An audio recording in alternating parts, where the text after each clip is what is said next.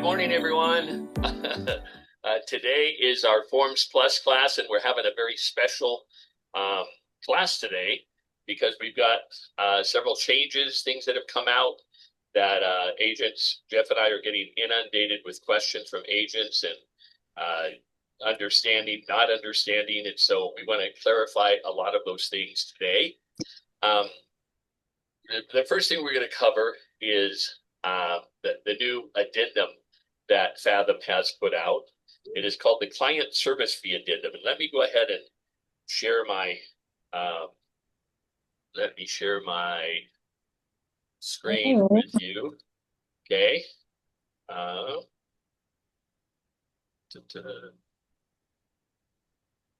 Okay.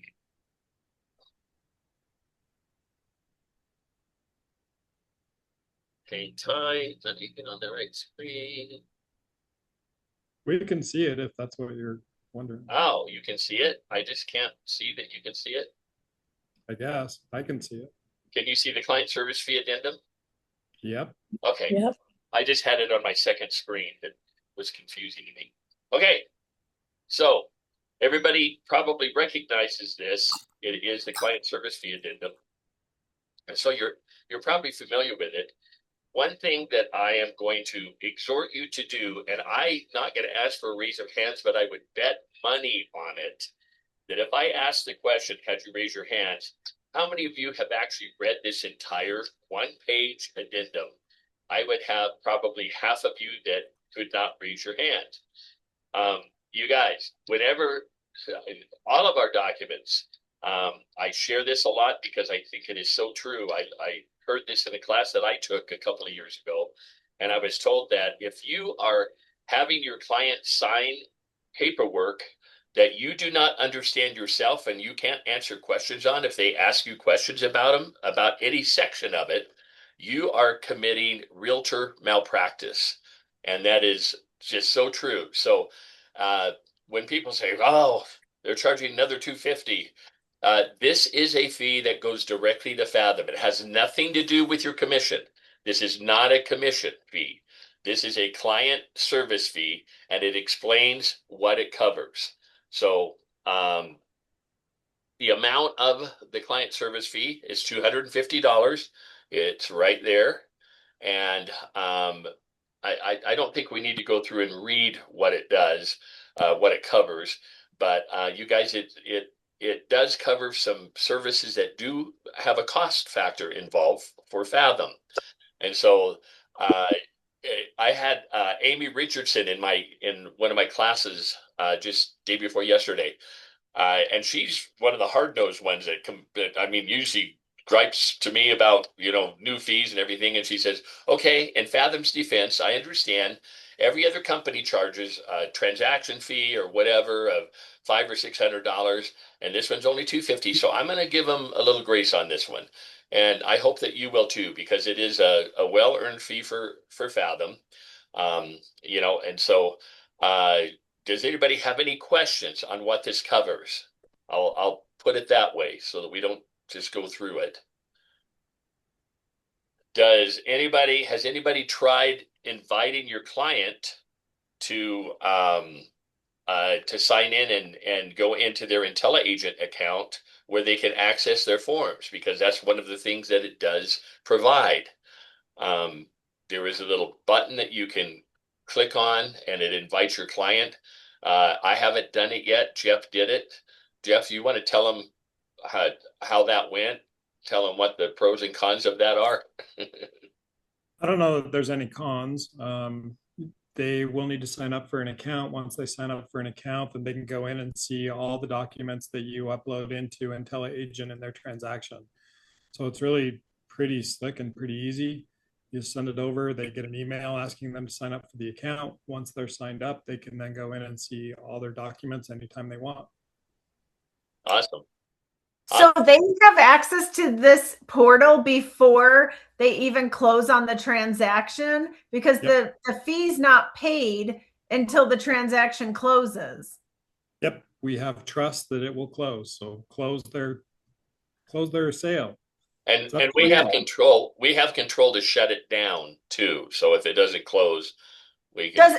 And if they don't close, does it say like denied, you're a loser, you never closed on that home? No, it They says try to log in? Pretty It- sure for word, that's what it says right it's on the pretty screen. much that, but there's one other thing added. Lisa Flutie says you are a loser.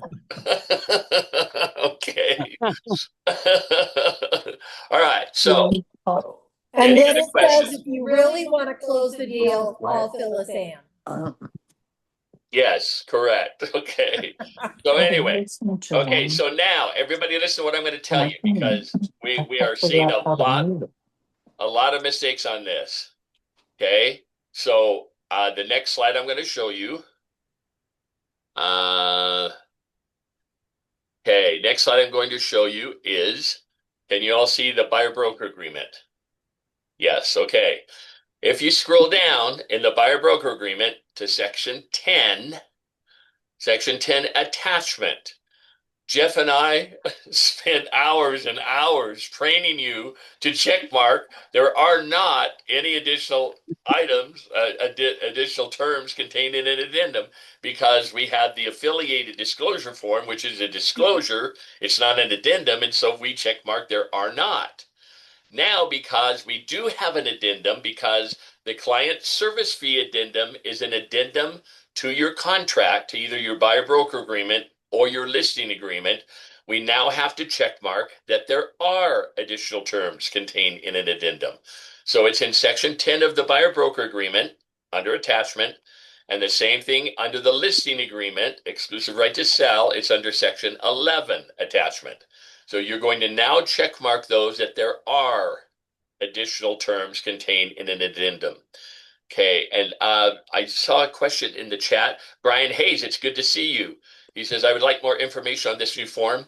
Brian, that's what the purpose of this meeting, and so hopefully we're going to get enough information that you'll understand it, as well as I do have a recording that I can send you. So if you would like a copy of the recording, I can send you the link. And it's a training recording on this new addendum. All you have to do is email Don at utahteamservices.com. Okay. So, yes. Okay. All right. Everybody understand that? What we now do with the buyer broker agreement and the listing agreement on section 10 and section 11. Most of you are already catching on to that. Okay, the next thing is Don, can I interrupt just half yes, second? you may. Yes, you may. I wasn't aware that we had a portal that the clients could access. Is that something that we send out, or is that something that compliance would act or make available for the clients? Up above their name, I think it is. I haven't done it yet. Jeff did. There's a little link that you click on, and you can invite your client to sign up for it. Okay. Okay. So if you have questions about that, I haven't had a chance to look into that yet, but Jeff has, and he tried it and said that it actually worked. He said there's quite a bit of information that you have to put in and stuff, but yeah, so I think it's a great service though. Okay, so we're going to go through these client service fee questions really quickly because these are questions that were put out by Fathom. Okay, so first of all, what is the 250 client service fee? Okay, it is a per transaction that is paid at closing directly to Fathom Realty. It is a brokerage service fee separate from commission. Remember, it's not part of your commission. I had this morning somebody that had put 250 on the dollar line sign along with the percentage of the amount of commission that they're being paid, and plus they had them sign the client service fee addendum, so they were actually getting 250 for the client service fee and an extra 250 for commission. Okay, they said no, we don't want to do that, so they had to remove that. So anyway, it is totally separate. It has nothing to do with commission. It is a separate fee that the brokerage charges. Okay, what does the client service fee apply? When does it apply? Okay, it applies to all buyer broker agreements, listed agreements, or offers that are signed on or after April 1st, 2026. It does not apply to agreements signed before April 1st, 2026. Even if the transaction closes after that date, nor to transactions that do not close. Okay, so I had a lot of agents ask because they haven't uploaded their documents, which we're going to talk about some of the additional things that Fathom has come out with to hopefully get a handle on that. But I had a couple of agents just yesterday that uploaded documents that the buyer broker agreement was written in March. So does the client service fee addendum apply? No, it does not. Okay, so it doesn't apply, and so therefore, how do you let them know that you should not be charging this? That I think, Jeff, is this in the resources tab? Or did I create this for somebody and send it to I them? think you created that. I just have the agent make a PDF, but I can upload that into resources. Yeah, so we should be getting pretty much past having to use this, but I think I created this for somebody. The client service fee is waived. This client signed the exclusive right to sell listing agreement before April 1st, 2026. Please make sure this fee is removed from the CDA. Thank you. So Make it more difficult. Yeah. all you need to do is and you can do this, you guys, or let me tell you what, after I did this, I came up with an easier solution. And let me see if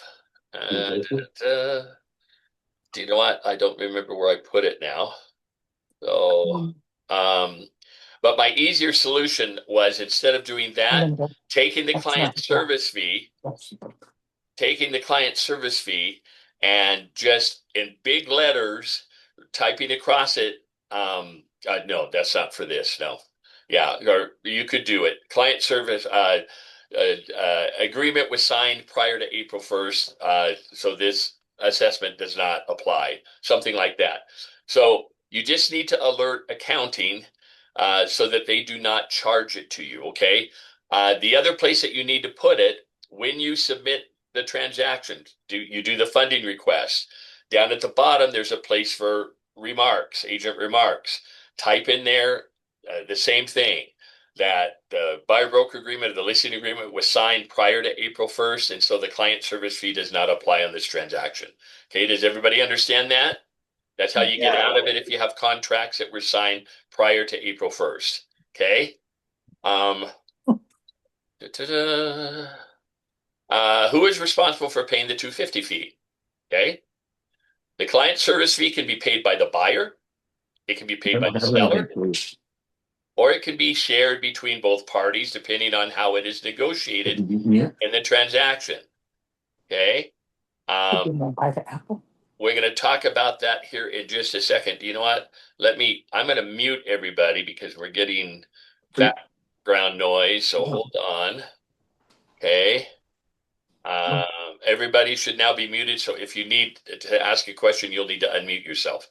Okay. So anyway, so it is not, you guys, if you're doing, and Jeff just experienced this, if you're doing a limited agency transaction, whether it's 2 agents under our brokerage or you're doing both sides of it, there is only one client service fee that is charged. And so you can either divide it in half and have each side pay $125, or you can have one side pay it and the other side not pay it, or you can pay it yourself. Okay. In all those situations, you just have to communicate that to accounting so that they know how that 250, where it's coming out of. Okay. Does everybody understand that? I have a question. Yes. What if I want to pay for the fee and I don't want my client to pay for it? How do I go about that? Okay, so how you go about that is, once again, you're on the client service fee. Do you know what? I really want to, I think I have to reshare my screen. So hold on. I'm going to stop sharing and I'm going to share again.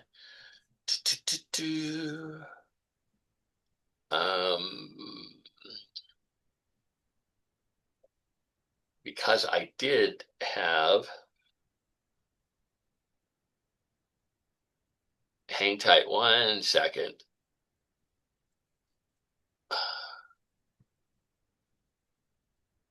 No, I don't know where it is, you guys. I what I did is I put in big letters and in yellow, I highlighted it in yellow on the client server. Okay, so let me go back a little bit. First, let me reshare my screen and let me go back a little bit. So, first of all, if you're going to pay it yourself, is it still an addendum to the contract? Yes. So you still need to label this as addendum number 1, but then you upload this addendum and you write in big letters, and I highlight it in yellow. I write in big letters across here. You can handwrite it, whatever you want to do. This fee will be paid by agent. Okay. And then you upload it where the client service fee addendum goes. And then again on the remarks down at the bottom, when you create the funding request down at the bottom, the agent remarks, you're going to type in there client service fee of $250 to be paid by the agent. That way, for sure, accounting will get it. They promise us that they will read the notes at the bottom. And so that's the way that you do it. Does everybody understand that? Hey, Don. Yes. So if it's paid by the agent, do the buyers still need to sign the form? No. Thank you, Ruben. Okay. Very good Okay. question. Very good No. question. Actually, they do. They Yes, do? They do have to still sign it. Yes. Hey, well, then I just learned something because I haven't been having my agent sign the form. Have their Yeah, we client got sign it. clarification from corporate that they do still have to sign the form, and then you can write across it that they're not paying it. I think that makes it more confusing for them, but Of course it does, but that is the Fathom it's way. the Fathom way. It's the Fathom way. What can I say? It's the Fathom way. Okay. That's my But it new would song make that I made up, sense. you You got guys. to- But it would make sense that the clients would have to sign it because it is an addendum. Yeah, that's true. That's true. But So if there's your answer. Your answer is yes, have your client sign it. And actually, here's what I would do if I were you. Have your client sign it, date it, and then say, you know what? But I'm going to pay this fee for you. And right across the top, this fee to be paid by agent, and then you'll be their hero, right? Okay. So that would be okay, so they will sign it, and you put a note in the form. Do you have to initiate it that it will be paid by the agent in that form on top of the form? on top of And the form. plus, I would you do it. also need to have an additional addendum that you would pay for it. Is that right? Is You that do my not have to have understanding an correctly? additional addendum. You just write it on this addendum, Ruben. And then Okay. when you submit, if you have a transaction coordinator, they already know this, but when they submit the transaction and create the funding request, down in the remark section at the bottom of the funding request, you're going to type in there that the client service fee will be paid by the agent. That way you've got it in 2 places, and just as a safeguard so that we make sure that accounting sees it. Okay? Okay, and I have another question. For agents that own the property that you want to sell it, do we have to? I think I brought this question before, but I just want to make sure that I understand this correctly. So, if we're selling our own properties, do we still have to pay this fee? Okay. Do you know what? And I pulled that up, and then I think I deleted it. Jeff, help me remember this. When you're selling your own property, you do not have to pay this fee, correct? Correct. Okay. But when you are buying a property, do you have to do it when you're buying a property? No, for my recollection was that for your personal transactions, you don't pay it. So what you would do for a personal transaction, you still sign the form, but write on the form, once again, communication, this is my own personal transaction, and so this client service fee does not apply. Okay, and then you also put it in the remarks at the bottom of the funding request. Are you monitoring the chat room, Jeff? Yeah, kind of off and on. Okay, awesome. I just see some things coming in. Okay, so everybody understand So that? there's a question from Laura. Laura's asking if how the fee gets shown on the closing disclosure. Good question. Okay, everybody listen to the answer. I know this one. I'm gonna win $20 on this one, okay? The way you need to also communicate to your title company and tell them that this 250 should show on the settlement statement as a client service fee to Fathom. Okay, it should show as a client service fee, not as a transaction fee, not as commission. Yeah, they need to put it as a client service fee to Fathom. Okay. You have anything to add to that, Jeff? No, that's correct. And then she's also asking, can it be included in the closing costs paid by the seller if you represent a buyer? I don't see any reason why it couldn't. I just ask for an additional $250. It doesn't have to be specified as to what it is. So if you're asking for an additional $250, then it would pay it. You guys, and that's why when you're asking for closing costs, you should use the closing cost addendum, because the closing cost addendum outlines that they can use it for just about anything. Okay. Because if you're asking for closing costs just to pay, the seller to pay the closing, this is not a closing cost, but it is a fee. Okay. So use a closing cost addendum, and then it can be wrapped into that. And that's the best way to do it, in my opinion. Okay. And then lastly, is there a cap at a number of personal transactions? So personal Another good transactions, you question. don't pay at all, but is there a cap on these? Okay, so I don't know how they're going to monitor this, but you can monitor this. If you have a client, let's say you have an investor that buys a lot of properties, okay, the maximum number of client service fees that they will pay per 12-month period is 3. So after 3, they don't have to pay them again. How would you annotate that if you have an investor that's closed on 3 properties, and then on the 4th one, it's within 12 months, they've already closed on 3? Communication. You would do the client service fee addendum and write on it, this is my investor's 4th property in 12 months, so this client service fee does not apply. And then also put it in the remarks when you do the funding request. Anything else, Jeff? Nope. Okay. That's why we have Jeff here. He is our principal broker. And so even if I disagree with something, he's the one that makes the call, because he's the one that gets the liability. Yes. John, I have a question. The orange suit. Yeah. What's up, Leah? Yes.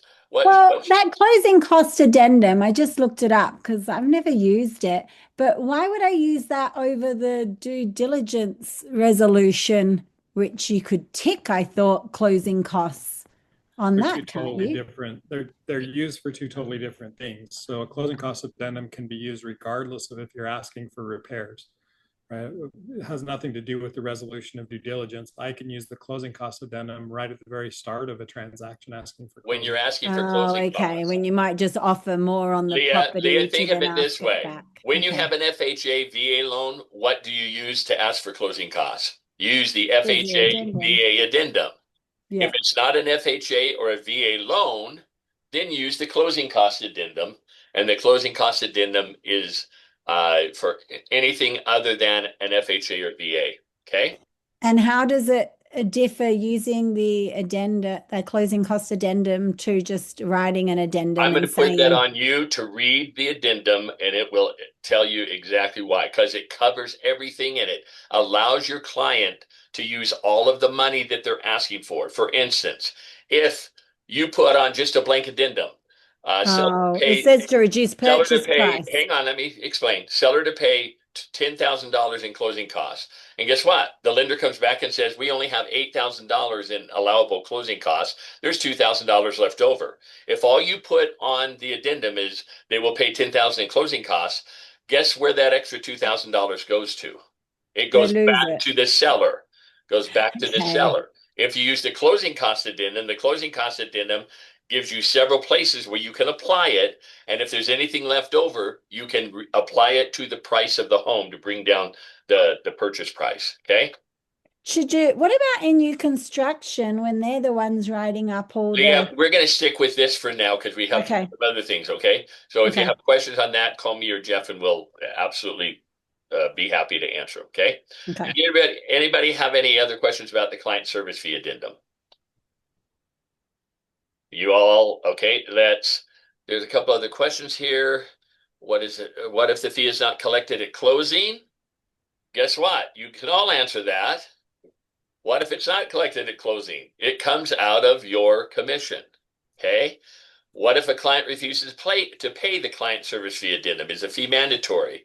No, the fee is not mandated by law. However, it must still be paid to Fathom Realty. If the client does not agree to pay it, the agent is responsible for covering it. Does the client service fee apply to all transactions? No, the fee does not apply to lease or rental transactions, commercial transactions, VA transactions. Everybody get that? Because the VA is really stinky on additional things that they'll allow you to charge, where the lender prohibits the fee. Only VA transactions if the lender prohibits it. Okay. So actually, Don, I got an update from Denise, who's submitted or started several VA transactions. And if you mark that it's a VA loan, then it actually removes the client service fee addendum requirement. Awesome. Awesome. Okay. So just remember to mark it that it is a FHA VA loan. Okay. Rio or bank-owned properties, personal homestead sales, transactions under $100,000. So if you have a mobile home that you're selling for under $100,000, that it does not apply. Repeat builders, investors, or clients who close 2 or more transactions per year will only have it's 2 fees. I'm sorry. I said 3. 2 fees per year per entity or name. Okay.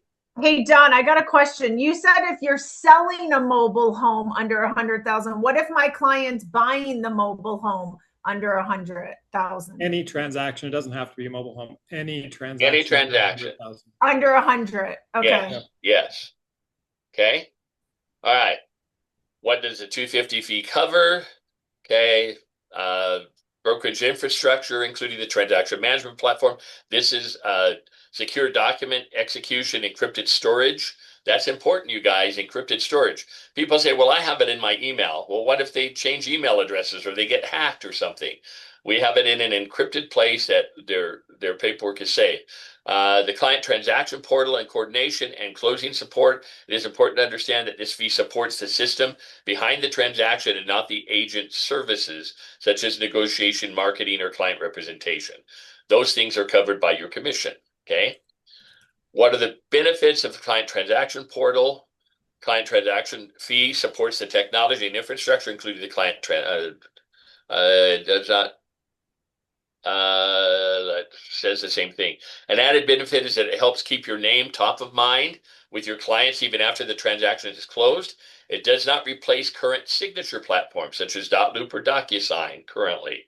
Do I have to disclose the client service fee? Yes. Disclosure is required. Agents must use the client service fee addendum, obtain a written agreement from the client, disclose the fee before or at the signing, and notify both the title company and the lender. The fee should not be included in the commission section, must be presented only in the addendum unless your state law requires it in the contract and use both. Okay, how many times is a fee charged? Fee service fee is charged once per transaction. If 2 Fathom agents are involved, the fee is split at $125 per side. If one agent represents both sides of the transaction, the full $250 fee applies. What happens if the fee is not disclosed or collected? If the fee is not disclosed, it comes out of the agent is responsible for paying it. How is the client service fee collected? It is collected at closing, shown on the settlement statement, CD or HUD, and paid directly to Fathom Realty. Can the agent write the client service fee as an expense if paid by the agent? Seek the advice of your tax professional, okay? By the way, the client service fee does not count towards your cap, okay? If the agent covers a client service fee, where will it show that the agent was charged? The expense will show up on your funding confirmation, but you must request this on your funding request form. How will I determine my yearly amount that I paid in the client service fee? You can locate the yearly amount on your agent production reports, which everybody has access to. Okay, anybody have any other questions other than that? All of those. That pretty much answers them all. Anything that comes to your mind? Okay. All right. This next portion is something that I want to preface it. Here's how I want to preface it. The reason we did this on Zoom was because we didn't want anybody to bring a gun or and take it out on Jeff or me. And so no, I'm kidding. um, the next part that I'm going to go through are actually things that you're supposed to be doing already. Okay. We understand that there are exceptions to every rule, and hopefully this is this is something that's just being introduced, so it's going to take a little time to see how it pans out. But Jeff and I will be in your court every time to help you, because we know that you're not in control of what other agents do on the other side of the transaction, and sometimes that affects what you're able to complete and do, and that may put you into a violation situation. So this next thing is fathom, and I want to say one more thing before we go into this. If our files were audited today, I am serious that there are so many of you that would be paying fines. And let me tell you why. The Division of Real Estate, how long does the Division of Real Estate give you to submit your documents, signed documents to your brokerage? Does anybody know? What is the time? 48 hours. What? 48 hours is my guess. No, they do not. But that's a great guess, Leah. They do not give an actual time frame. What they give is they say that all documents that are signed and initialed by your client must be delivered to your brokerage in a timely manner. Now, I think 48 hours is pretty much a timely manner. Okay. So the things that we're going to show you, most of you are already doing things and it's not going to be a problem. Okay. Every once in a while, you're going to fall into a violation category because of something that the other agent does, and sometimes because of something you forgot. I have done it myself. Okay. I tell Jeff all the time, but my last transaction that I did, I forgot I had all the documents in my email and I didn't put everything in until just before it was ready to close. But I said, I'm not in violation with the division because it says you must deliver the documents within a reasonable period of time to your broker. I am my broker. They were all delivered to me. Okay. So I have a little bit of an out, but I probably would still be fined. Okay. So we're going to go through what the compliance fee violations are. Okay. So here are documentation requirements, violations, compliance, and fee assessments. Agent agrees to comply with all company policies, MLS rules, regulatory requirements, and applicable laws governing real estate brokerage activities. Agent is responsible for the accurate and timely submission of all required transaction documentation, disclosures, and system entries. Failure to comply with these requirements may result in compliance review, withholding of commission, and the assessment of penalties as described below. Okay, broker authority. The company retains sole authority to intercept, administer, and enforce all policies, procedures, and compliance requirements referenced in this agreement and any incorporated company policies or manuals. Agent acknowledges that the company may adopt, amend, or update policies as necessary to comply with applicable law, MLS rules, regulatory requirements, or industry standards. Agent agrees to comply with such policies as they may be modified from time to time and acknowledges that failure to do so may result in compliance review, disciplinary action, or termination of the independent contractor agreement as provided herein. That's pretty strong language. Don't let it scare you. Like I say, most of you are already doing everything that we're going to show you. So first of all, the standard penalty schedule. Any violations identified under this section K may be subject to the following progressive discipline schedule. Okay. Your first violation, if it is found that it is indeed your violation, there is a $150 fine and a written notice. Okay. Your second violation is a $500 fine and a written notice. Okay. Your third violation is a $1,500 fine.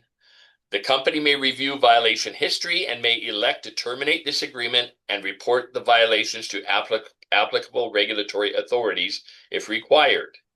The fourth violation, agent shall forfeit the entire commission for the transaction and company may terminate the independent contractor agreement.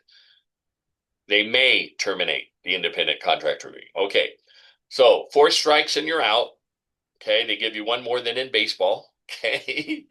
And let me tell you what, I haven't heard that they've decided this yet. I don't know. Maybe it's a good idea. At our meeting 2 weeks ago in North Carolina, there were a lot of pros and cons that were brought up at our meeting. A lot of DDs that were upset about these. A lot that were happy that we're finally enforcing things as we should. And so one of the DDs made a suggestion. Why don't you make it like a speeding ticket? Okay, so if you get because these are progressive, they add up. You guys, you have 4 strikes with Fathom. The way that they wrote this, if you have a 4th violation, you're out of here. Okay, and so we said that doesn't seem fair. Maybe so what they did is they said, just like a traffic ticket, let's say you have a violation. If you don't have another violation for 12 months, that violation falls off your record. So now you're at 0 again. Let's say you have 2 violations. If after that second violation, the next 12 months, you don't have a violation, one of those violations falls off and you're back to 1. Okay. So they're not trying to do this as a punishment.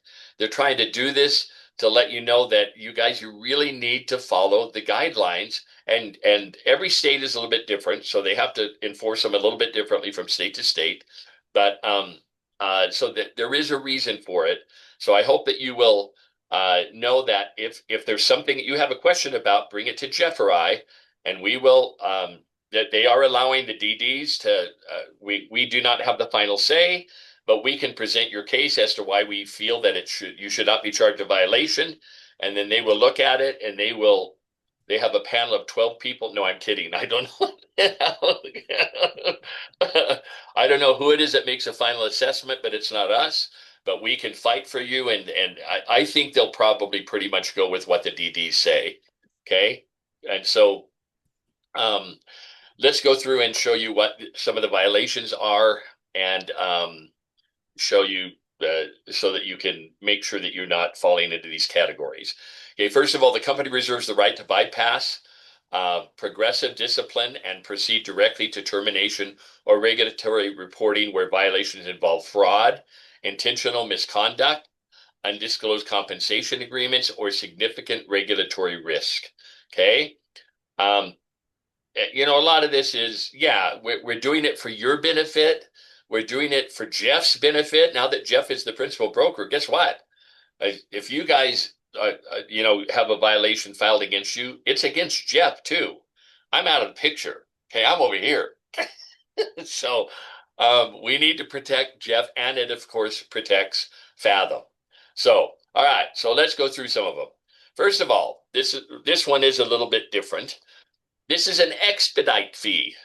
You know how sometimes agents wait until the last minute to submit their transaction and they're closing tomorrow and they need the CDA?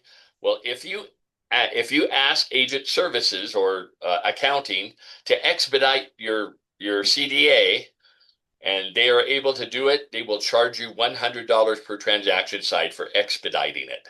Okay. So expedite events include, but are not limited to, transaction files submitted fewer than 3 business days prior to closing. So you need to get in the habit of submitting your files at least 3 business days prior to closing, as many as 7 days prior to closing, so that your CDA will be already to title by the time you're ready to close.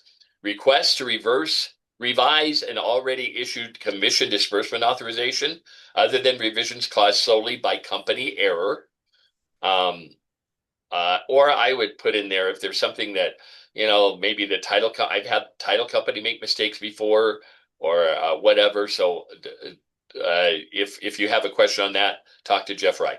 Missing or inconsistent documentation requiring additional compliance follow-up and or last minute corrections or approvals required because agent failed to respond to compliance requests. So the expedite fee shall not count toward agent's plan cap and may be deducted from agent's commission or billed to agent if insufficient commission is available. No expedite fee will be assessed when the need for expedited processing is caused solely by factors outside of agent's reasonable control, including non-exhaustively. Okay, company error requiring a corrected CD, sales price or contribution changes that occur at closing table after timely submission. So you know that sometimes at the closing table you have you have to give up a little extra money or something, so there has to be a change. So you will not be charged a fee for that. Compliance or accounting high volume conditions or district director delay not attributable to agent. You would never have district director delay. Okay. So anyway, anybody have any questions on that? Expediting fee. Okay. You don't do it very often. There's not very many of you that do it. But now, so what should you learn from this? When should you submit your documents or do your funding request? Submit it for review.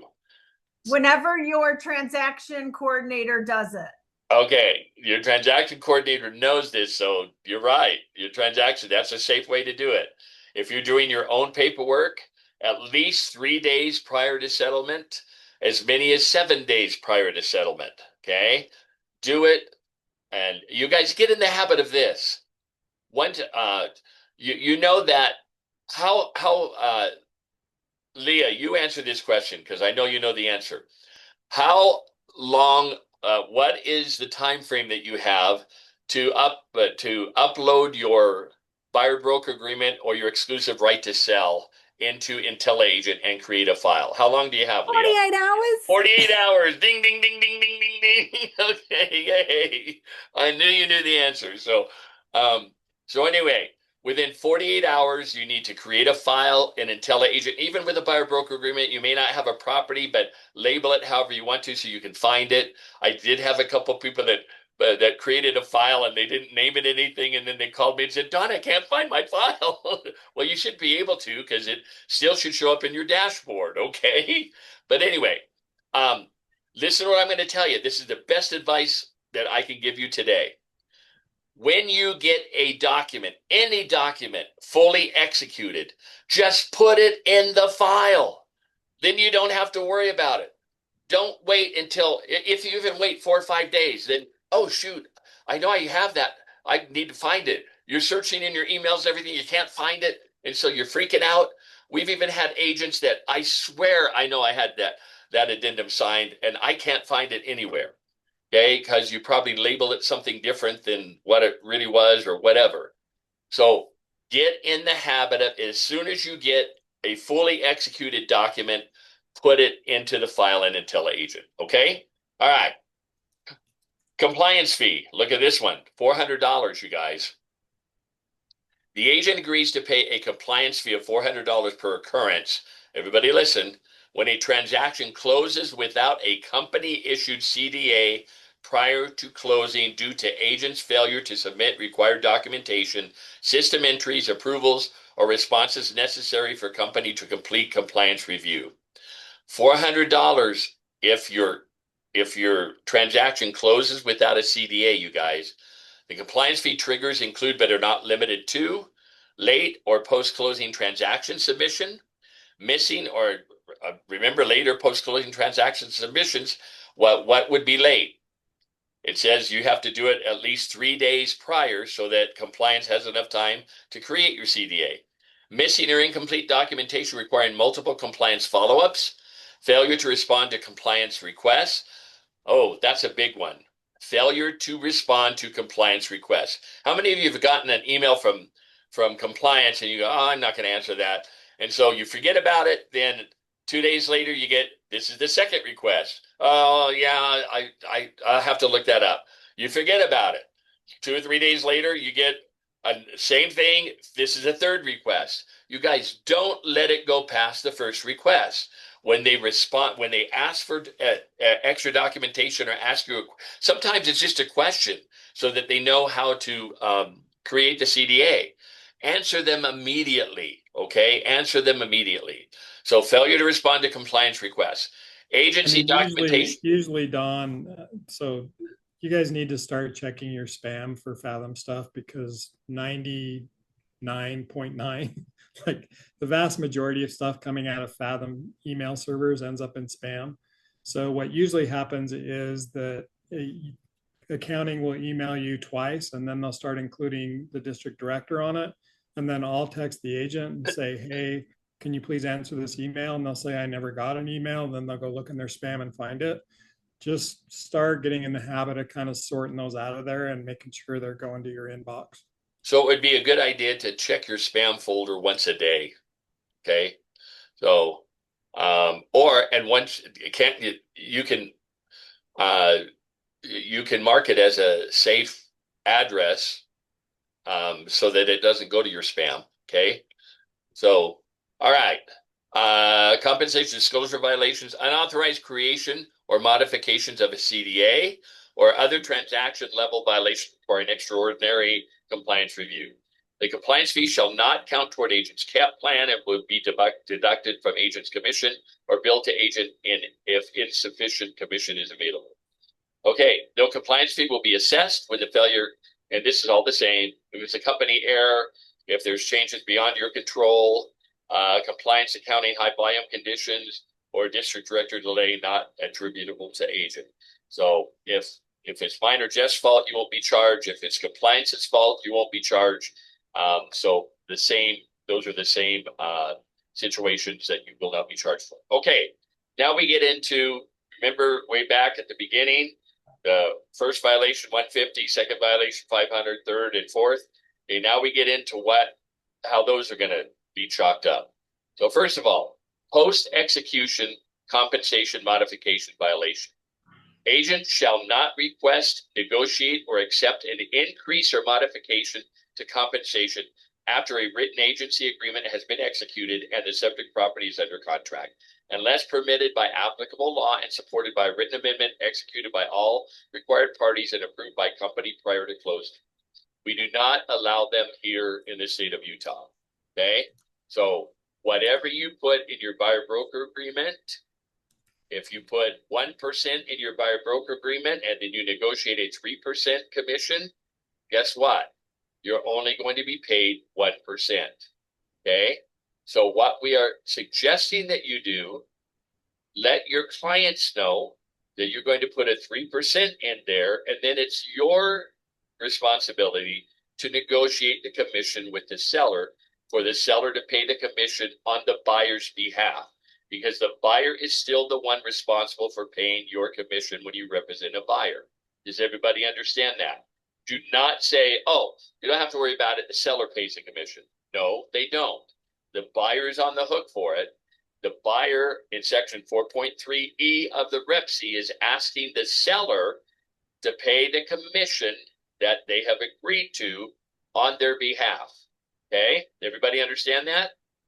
John, I have a question. When you're actually given less than what it says on the buyer broker agreement, I've never had the client pay the difference, but we also don't need to file or provide anything. Is that correct? Or am I supposed to be providing something that I just don't? Yeah, very good question, Leah. So what if you have 3% on your buyer broker agreement and then you negotiate and they counter back and you agree to a 2.5% commission? Do you have to do an addendum to bring the commission down to 2.5%? The answer is no, you do not have to. However, I would be sensitive to your client's needs. I have had agents that said my client has demanded that I do an addendum to show that that's all they're going to be responsible for. And so if they ask for it, you certainly do an addendum, reducing your commission down from 3% to 2.5%. Okay, so do you have anything to add to that, Jeff? No, Fathom has said that it's best practice that you do an addendum, but best practice in Utah is different than what Fathom Corporate thinks. So Utah is so different than other states, you guys. They're, Don, and you know mostly what? good. Mostly good. Yes. Go ahead, Lisa. Don, I wanted to tell you that since like we had that meeting in April and they said these changes are coming and all these fees and yada yada, I did a transaction where my exclusive right to sell said 2%, but because of the condo and the details of the transaction, I took 1. And Fathom Accounting sent me a letter, an email that said, hey, did you know that you said in your exclusive right to sell, you take 2% and you're only taking 1 on your CD? Do you want to charge your buyer for that extra, your seller for that extra 1% or whatever? It was so weird to get that. Yeah. And I because think I mean, they did come that. on now, stay out of my business. Yeah, I think they did that in the beginning. They thought that it was a service that they were just reminding you that, hey, did you know that you had 2%? Are you leaving money on the table, or did you want them to have to pay that? And you're right, it's none of their business. I don't think they're doing that now. they are doing it. They continue to do it every single time. I get all the emails from accounting to every one of the agents in the state, and they're doing it on every transaction where it's a Okay, different well, amount. let me tell you, I must be different because I've never gotten one. And I guess I'm just getting what I'm putting on my contracts. You guys need to They become just better know Dawn is a different beast of a different color. So yep, yep. You need to Hey, become Dawn. better negotiators, okay? Don, Yes. it's Go ahead. also important that you let title know, because when they get your ERS or your buyer broker, they'll see 3%. But if you have done like 2.5, you need to let them know, hey, my commission is only going to be this. Phyllis, thank you for bringing that up, because Phyllis is correct. There are some title companies that are asking for a copy of your buyer broker agreement. Mine don't. So they just ask me, what is your commission amount? And I just tell them verbally, and they trust me. Okay. But if they're asking for a copy and your buyer broker agreement shows 3% and you're only getting 2.5%, they may require you to do an addendum, bringing it down to 2.5%. Guess what else? I did have one agent that the lender got a hold of the buyer broker agreement, which is also okay. And the same thing happened. They had 3% on their buyer broker agreement, and the lender required them to do an addendum, bringing it down to 2.5%. So just know that we don't, compliance is not going to reject it if you don't.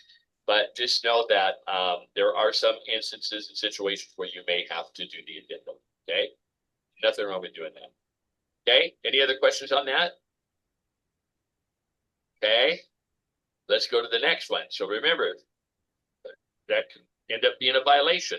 Violations include, but are not limited to, attempting to increase compensation after contract execution, requesting compensation exceeding the amount disclosed in the agency agreement, submitting a CDA reflecting compensation not previously disclosed or authorized, renegotiating compensation terms after purchase contract ratification.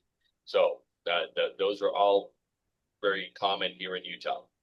Okay, next one that you can be given a fine for: late agency agreement, post-contract execution violation. Agent must execute required agency agreements before performing brokerage services, requiring such agreement, including property tours, negotiations, or offer presentation where required by law, MLS rules, or company policy. Violations include, but are not limited to, executing a buyer agency agreement after a purchase contract has been ratified. We've had that happen before, you guys. Executing a required agreement after property tours when the agreement was required beforehand. Submitting an agency documentation dated after representation activities occurred. Attempting to retroactively create agency agreements to cure compliance deficiency. Violations are subject to the standard penalty schedule. the Okay. most common one on this is builders. So you'll take your client into a builder. You won't have a buyer broker agreement signed yet. The builder's agent will sit down and say, okay, let's write a contract. You'll get the contract all written up. You'll get it signed. You go home, and the next morning you wake up and go, holy cow, I totally forgot to do my buyer agreement, right? And then you're writing a buyer broker agreement after you've written a purchase contract with the builder. So that's the one that I see this the most. Although there are some times where for whatever reason, people are writing their buyer brokers after they write their rep fees. So just remember, the rule is you should not even be in their meeting with that builder unless you have a buyer broker agreement signed by your client. Okay. So, Well, they could be there with a limited showing agreement, right? well, you can with a limited So- showing agreement. Yeah. But I don't, So that would actually work. And I understand that they kind of get ahead of themselves. They do a limited showing agreement, then they go and show a new model home, and then they go into the model, and the agent wants to write a contract, and the buyers are excited. Everybody wants to get going. You've just got to remember to pull back a little bit. Hopefully you've got a blank one in your glove box like Lisa does, and you can just pull it out and get it signed. If not, then you need to hurry and get one written up and sent over, so those buyers can get it signed before they sign the purchase contract. I used to carry a box of forms in my trunk when I was doing a lot of real estate. I worked out of my trunk. Of course, that's before we had the internet too. Okay, that was in the olden days. Okay, but anyway, so the other violation, the other situation that usually happens with this is that I will have an agent tell me I get their buyer broker agreement, and it's dated a day after the rep sheet is written, and they say, Don, I swear I sent it to them at the same time, and because they saw the property, they just wanted to write an offer. I didn't have to show it to them, so it all happened simultaneously, and I sent them both at the same time, and they just waited an extra day and didn't sign the buyer broker agreement until the next day. So you guys, here's my suggestion on that. When you have somebody who wants to write up an offer, send the buyer broker agreement and the client service fee addendum and your buyer due diligence and your affiliated business arrangement form and your wire fraud alert, all those things that you need, send them in one envelope. Get those signed first, and in the email that you send them, tell them as soon as I receive these documents back signed from you, will send you the offer to sign. Then they will send you those forms back, and then you can send them the offer. That way you are certain to not have the cart before the horse. Jeff, you had something to add to that? No, I was just getting tired of listening to you.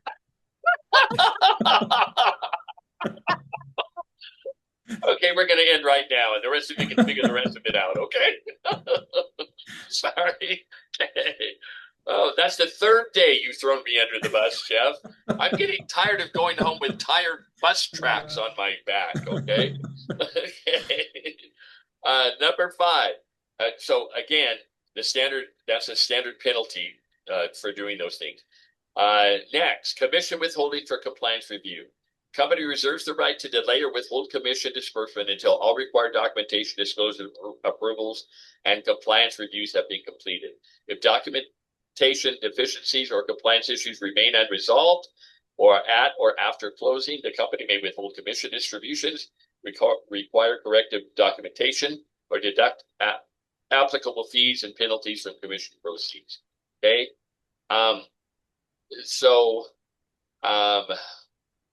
This one, I don't understand how you can actually do that, because I mean, if you're not supposed to close without a CDA, and most title companies, I have had a couple of them slip through that they've given the agent a check even though they haven't gotten the CDA. Don't ever do that, because remember, let me remind you, the CDA on page 2 is signed by the principal broker. Jeff, is your signature on those now? They are, yep. Awesome. Okay, so page 2 of the CDA has the principal broker's signature on it, and it is a state law, not just a guideline. It is a state statute that the only way that the title company can distribute your portion of the commission directly to you is when they have written permission from the principal broker. So do not I know you get antsy sometimes for your payment, but do not pick up your check from title until they have the CDA, which gives them permission to distribute it to you. Everybody understand that? Okay. All right. So any questions on this? Next one, buyer representation, compensation, disclosure, compliance. Agent acknowledges that MLS rules, regulatory requirements, and industry policies may require written buyer representation agreements prior to providing brokerage services. We all know that. Okay. So compensation must be clearly disclosed in the written agreement. Compensation received may not exceed the amount agreed to with the buyer. Agent must comply with all MLS regulatory and company requirements governing the buyer representation and compensation disclosure. Failure to do so may constitute a documentation or compliance violation subject to the standard penalty schedule. Okay, so that's another one. So most of you, I think all of you pretty much are finally tuned into this. Okay, next one. Anybody have questions on that? You know that you have to have either a showing agreement, which we have one in the resources tab, or you have to have a buyer broker agreement before you write up an offer. Okay, because that's your representation agreement. Because remember, your showing agreement is not representation. It states in the showing agreement that you are not representing them. You have no fiduciary duty to them. Okay, all right. Next, misrepresentation or false documentation. Agent shall not knowingly submit, alter, falsify, misrepresent, or backdate any document, disclosure, agreement, or transaction record. Violations include, but are not limited to, backdating agency agreements or disclosures. I hope none of you ever do that. Altering executed agreements without consent of all parties, submitting false or misleading documentation, misrepresenting the timing of brokerage services, creating documentation after closing to cure compliance deficiencies, entering inaccurate transaction information affecting compliance or compensation. Company may escalate violations involving intentional falsification, fraud, or regulatory exposure directly to disciplinary review or termination. You guys, this one's a big one. I share this story. This happened when I was principal broker at Realty Path. We had one of my agents, her niece went with another agent. And her aunt was upset about it. She was my agent. But she said, Don, I got a call from my niece, and there were some things that they were supposed to do after closing. They haven't done them. She wants to know if I can help her to force them to do these things. Well, make a long story short, we contacted the agent that represented her, and guess what? The agent that represented her was late turning in all his documentation and everything. It closed. He didn't have all the forms signed that his brokerage required. And so guess what he did? He was using .loop. He sent the documents to himself and signed them as if he were his own client. We caught him on, there were 7 different forms that he signed on behalf of his clients. You guys, that is fraud to the nth degree. And this guy, we looked him up. He had done 35 transactions that year. I will guarantee that he fraudulently signed more than just that one. So don't ever take the chance of losing your license over something like that. Okay. If you close on something and then you say, oh shoot, I found this addendum. I want to turn it in, but it won't let me upload it. You can send it to agent services and they will upload it. But don't ever falsify something. Okay. All right. Everybody understand that? Okay. We only have a couple more, you guys. 3 more, I think. Yeah, 3 more. Okay.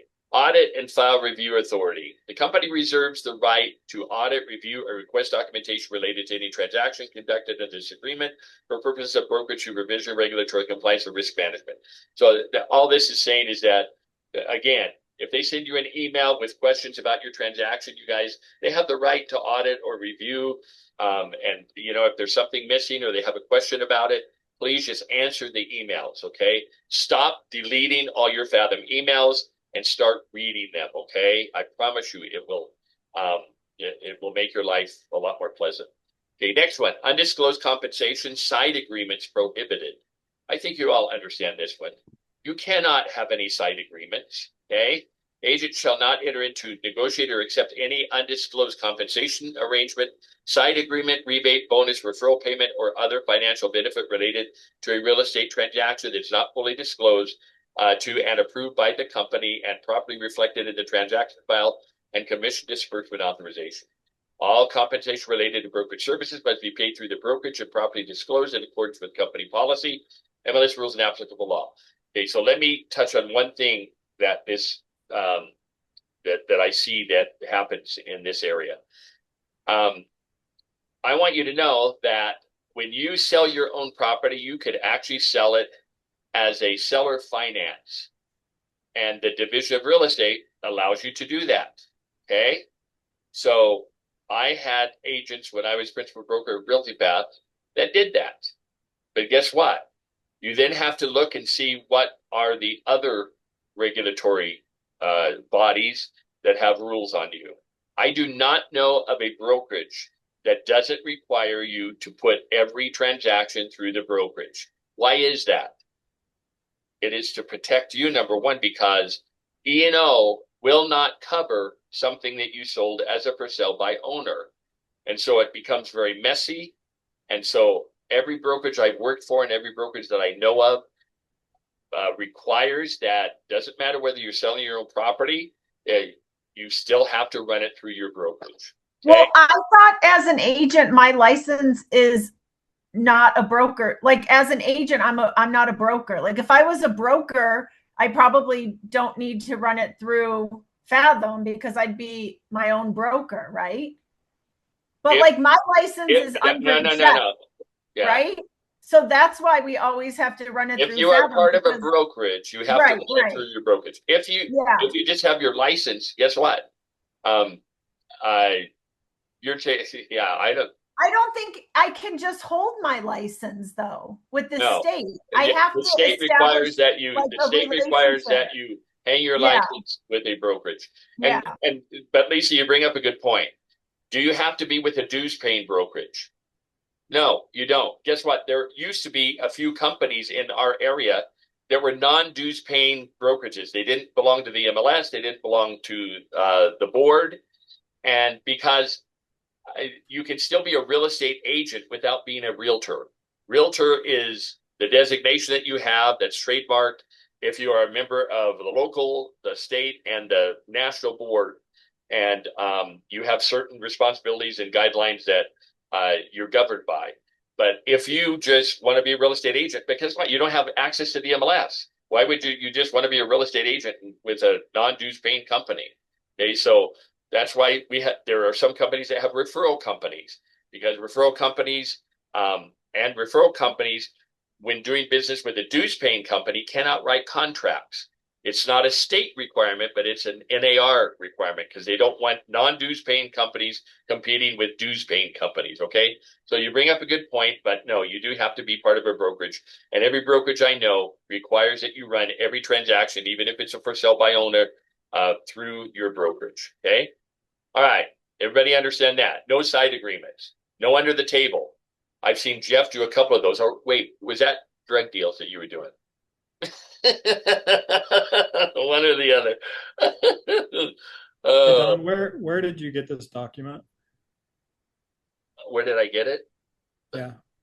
I typed it up myself. Pretty good, huh? No, I got it from Lori.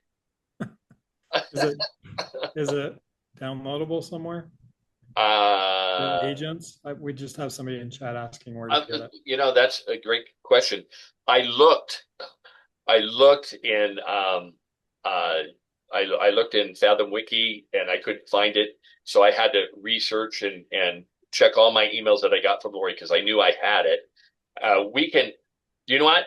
We can post this, Jeff, can you post it on the resource? Yeah, if you send it to me, I can put it in resources. Yep. Okay. I'll send this to Jeff and we'll post it on the resources tab. It's a great thing to have. Okay. All right. Property touring without required written agreement. I think you all know that. Agent acknowledges that MLS rules, regulatory requirements, and company policy may require that a written buyer representation agreement or other legally permitted written agreement be executed prior to touring a property. Okay. You all know that. Show or tour properties with a buyer when a written agreement is required but has not yet been executed. That's one of the violations. Facilitate property access through lockbox systems, listing agents, or showing services prior to the execution of required representation agreements. Attempt to retroactively execute or backdate agreements in order to cure a violation related to property touring. You all know that. You know, I think we're pretty good in this section. Okay, there was a learning curve, but you learned that you just cannot show a property. You cannot show a property without having either a showing agreement or a buyer broker agreement. And then you cannot write an offer until, if you have a showing agreement, they decide they want to put an offer in on a property, then you have to convert that to a buyer broker agreement, okay?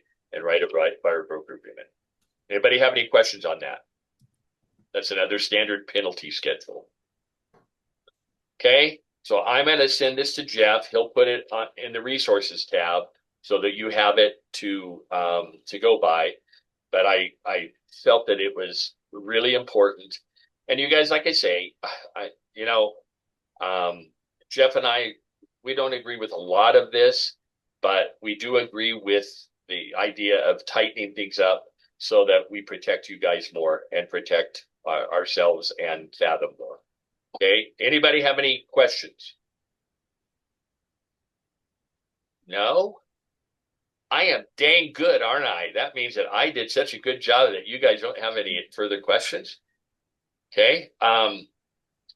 Okay, then I'm going to end with this because Jeff always gives me a hard time.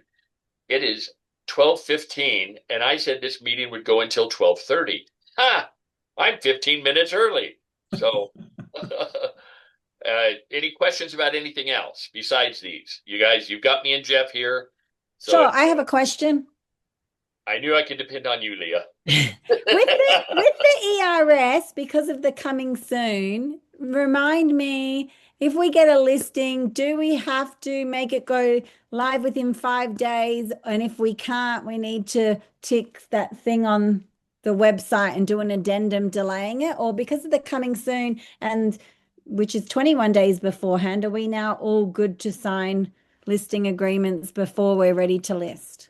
Okay, so which of those questions would you like me to answer first? Just any of it. That was multi-layered. Okay, I think I got them all. Okay, so when you sign the listing agreement, first of all, if you have somebody hot to trot that they want to sign a listing agreement, get them to sign it.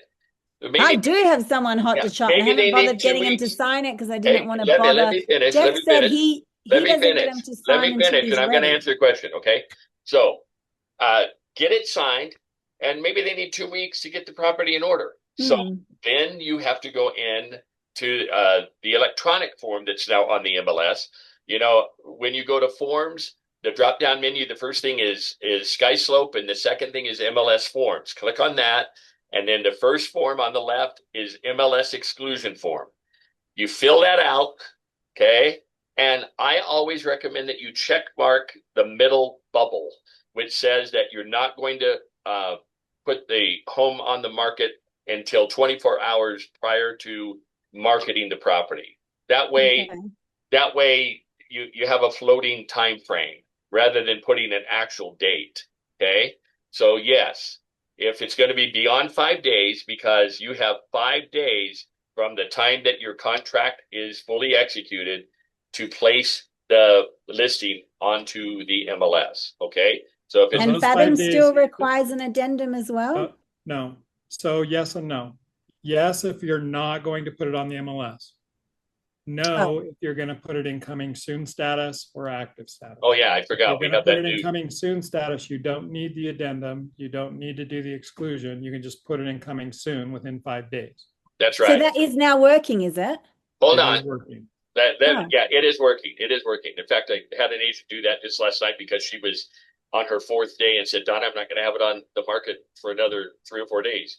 So we decided to just put it in coming soon, and then you're not in violation. However, if you do use the MLS exclusion form, the vehicle to get permission to do that is you must also do an addendum to your listing agreement. And in that addendum, that you've got to state that the seller hereby requests that we do not put this property on the market until 24 hours, within 24 hours of publicly marketing it. Okay. And then they sign that form. That addendum is what gives you permission to then go to the MLS exclusion form and exclude it from the MLS. Okay.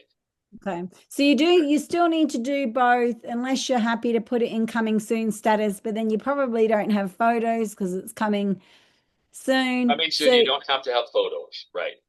Correct. Yeah. You have three. Okay. You have 3 options, 3 statuses that you can put it in if you're not planning on having it, or in order to meet the requirement of the 5 days. right? So once it's signed, within 5 days, it either has to be active, obviously. Active. Was that business days? Calendar. Yes, 5 business days. Okay. Active no-show. You can use active no-show, or you can use coming soon. So as long as it's on the MLS under any of those 3 statuses, you don't need to do anything additional. If you're going to go beyond the 5 business days and not put it in one of those 3 statuses, then you have to do the addendum and you have to do the MLS exclusion form. So And Jeff, coming soon doesn't count as days on market. It only counts when you change it from coming soon to active. Correct. Coming soon Correct. does not count toward days on market. Let And me ask, active no-show also does not show days on market. yes. and Let how me ask- long can you? Let me clarify how long one can you other keep thing. it- How long can you keep it in no-show active? 21 days. Now, active no-show, you can keep it as long as you want. It can stay That's there okay. Yeah. literally forever. Well, no. She said, didn't you say, Active no-show. active no show? Okay. Coming soon is 21 days. Coming soon Active is no-show, 21 there's days. no limit. Yes. Okay. And answer this question. Can you place a sign on the property in coming soon status? No. No. Yes, you can. You Can can. you send out an email blast? Yes. But Can then put you it have on to your- take out it an down to email take the blast. photos. Can you you- show, you don't have to have photos. Can you make appointments and allow agents to show the property during coming soon? No. No, you cannot. Yes, that's a trick question because you can accept appointments, but the appointment has to be after the property goes active. Okay. Yeah. Okay. You know what I meant. Yeah, but You you want know to me keep as Jeff as around the because Jeff as knows the how my brain principal works. broker, I have to think through all the possible answers. Jeff is to my that translator. In fact, the other day we were sitting somewhere and I rambled on about something, and I looked at him and I said, "Jeff, translate for them." Wait, I got a question on why would you use an active no-show before it was active or coming soon? Like I get like maybe you have it active and then you're getting feedback that stuff needs to be fixed. So you change it to active no-show, you get this things fixed. But why would you ever use an active no-show in the very beginning? Before the coming soon status, the active no-show was okay, I get it. was a way to save not getting it on the MLS within 5 days. Now that you have coming soon, you have 2 ways that you can. What about foreclosures? There's a house at the moment that's at auction and you're never allowed to look in it because the people are not paying it and they don't want to sell it. So that's What an does that active have to do with no-show, isn't anything? it? Hey. Leah, Yeah. what is your point? Would it Correct. apply to auction What is homes your in question? foreclosure, the active no-show? Or not? No. Do you have it's a foreclosure. You I just can said that have they an don't want to active list it. property. I can have a regular active property and say And no not show. show. Okay.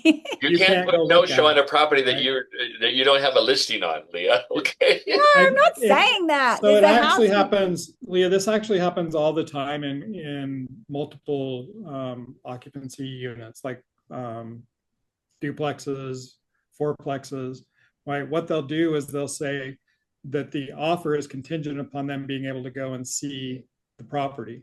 And so you actually make an offer without ever having walked in the property, and then you go and disturb the tenants and see all the properties. Yep. Right. So that happens all the time. Foreclosure is really no different, except for the fact that you can't do anything but go peek in the windows and hope like hell there's not a hole in the floor or something.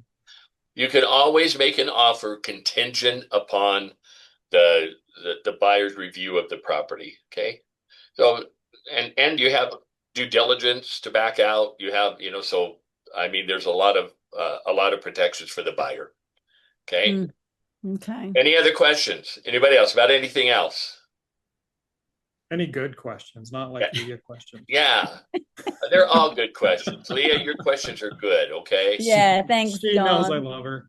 I know. Jeff is just lately he's on one. He gives I'm me a on hard one. time. I've got a huge He bump and I shows love his driving love it. by insults. No, but I welcome it because he has a lot more pressure on him nowadays. Okay. What do you know, mean it's a lot to lately? juggle. Jeff is always like that. Is he always like that, Phyllis? Absolutely. Well, you guys know I do have a couple of empty offices at my office. Okay, if you want to switch over. He does that to me all the time. He tells my agents, well, you can always come to my office. So, Yeah, but my job is to annoy Jeff. you know what? You guys are very lucky. Jeff and I are like a two-headed monster, okay? Don't pack me back I into think your I think body. for I don't Halloween wanna one do year that. we need to get one of those costumes where it looks like that our bodies are one and we've got two heads. Go trick or treating that way. It'd be Any a other huge, questions? huge costume. Hey, hey, Don, this is Jed Norda. Yes, Jed. Hey, sorry, I jumped on late and I apologize for that. You're fine.